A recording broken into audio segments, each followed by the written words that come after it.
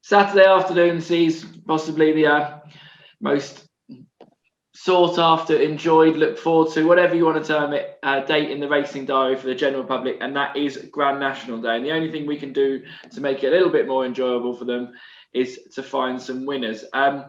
Let's just get straight into it. We'll keep focused this evening. We won't waffle about the ground and about how I backed it 3 times ago and I was unlucky. Let's focus on finding the winners today.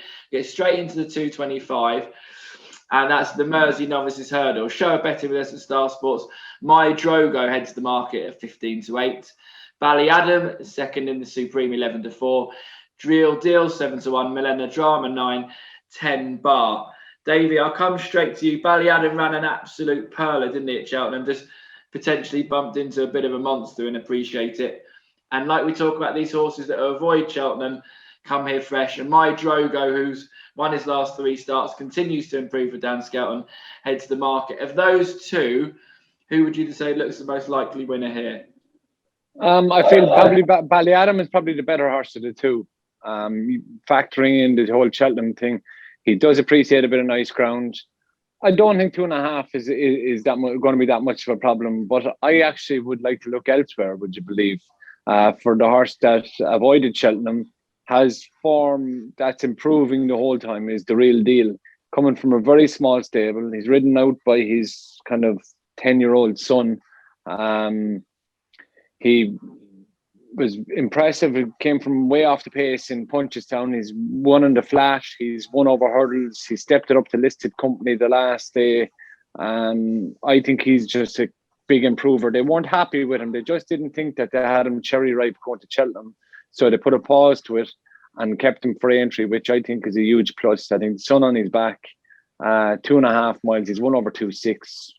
I think he ticks plenty of boxes now for me. Like that. 7-1 chance to kick off for Davy Drill Deal. Bill, where's your money going? Well, funny, English novice favourite to beat the Irish novices. Did no one watch Cheltenham? This is the question. My Drogo also sat Cheltenham out. He's been really impressive for Dan Skelton. He seems to be getting with it better with every run. Stepping up in trip will be good. I agree with Davey that Drill Deal could be the each way alternative or option in this race, but I think My Drogo will win. I think he's very good, and I think he sets the bar high. I think some of the other novices were aimed elsewhere earlier in the week when they realised that My Drogo was turning up here. And I think he'll take all the beating. And I agree that Drill Deal could be the each-way option with him, but I'll go with My Drogo. Brilliant. Well, I fancy Ballyadam. You've put up My Drogo and Davies put up Drill Deal. So if we can find a 20-1 chance to get all 3 of us bowled, then we'll look pretty stupid. But I'd like to think the winner will come from there. The 3 o'clock is a race that we probably won't need to spend long on, the Novices Chase. 6 on Shishkin, 12 Gumball, 5 run, no each-way angle, no betting angle, favourite wins, move on. Yeah. There you go. Imagine owning a horse that good, and every time it comes to its race, everyone goes, "Just move on. We don't want to talk about it." I think I'd cope. That's for sure. Right, a race that we can get stuck into and looks a real hot heat and an interesting contest is the Stayers Hurdle over 3 miles. We head the market with Time Hill, who missed Cheltenham, Paisley Park, who didn't, who came 3rd in the Stayers as a 11-4 chance, Roxana 5, Liz Nagar Oscar 10. 3rd, Wind 14, Vindication 18, 20, Doyle Kerr. Money for Roxana, 6-5, Liz Nagar Oscar, surprising after his fall, 14-10, and Doyle Kerr down the bottom for Noel Mead, 33-20. Davey, Time Hill missed it, Paisley went, Roxana came 3rd. I thought she was slightly disappointing. I thought she could have won that race. If you could jump on one, who would you pick? Probably, if everything is okay with him, obviously he missed Cheltenham for some reason, but Time Hill looks the horse. Last year's form is rock solid. This year's form is rock solid. So I'd be aiming towards Time Hill. I do feel that the Kerr could be one that would pick up the pieces if ridden accordingly. If he just follows them away, lets them all have a go, and maybe he could end up staying on at the death to get into a place at 20-1. I think he is value. Noel Mead wouldn't travel a horse unless he felt he had a chance, and his horses are running really, really well. Bill, of the top 2, who would you side with? And definitely Time Hill. Definitely Time Hill of the top two over Paisley, because he comes here fresh. Like Davey says, as long as he's over whatever held him up or kept him out of Cheltenham, he's going to take a lot of beating. I mean, Philip Hobbs, it's been a long time since he's had a winner. That's the only niggle with Time Hill. They're not in great form, and lots of seconds, and he had horse run well on the first day, so they're on the way back, better ground. He's got that monkfish form. He was a real top-notch novice last year. I think Time Hill will win. Davies Deal Kerr angle's definitely a smart one. I think Third Wind will run well too at a big price for the Huey Morrison team. I mean, he was weighted to win last time, and he probably just idled in front, but he could run well. But for me, it's all about Time Hill and whether Time Hill is back to his best, and if he is, he should win. Well, it's nice to agree with you once, Bill. I thought Time Hill was probably the bet at the top, and I like Third Wind each way at 14-1. In a race over 3 miles, you wouldn't have thought it, but a bunch finish could bring in that offer into play again. The pipped offer will be running again on Saturday for every race other than the Grand National, and that could kick in for the Stayers Hurdle. Right, let's move on to the 4:15. We'll get a show of betting. In the Betway Handicap Chase, and the favourite is Happy Go Lucky, 100-30, strong favourite. Then we go 7-1 Cloudy Again and Top Notch, 9-1 Sam Brown, 9 Spirit of the Game, 10 Fagan, 11 Hold the Note. A race of a lot of horses that ran well at Cheltenham and didn't quite get the job done. Happy Go Lucky ran well, jumped brilliantly to come second in the Ultima. Cloudy Again second in the Kim Muir. Top Notch, the old boy, popped up as an 11-year-old at 50-1 and came third in the Plate. Spirit of the Game slightly disappointed at Cheltenham, coming 8th.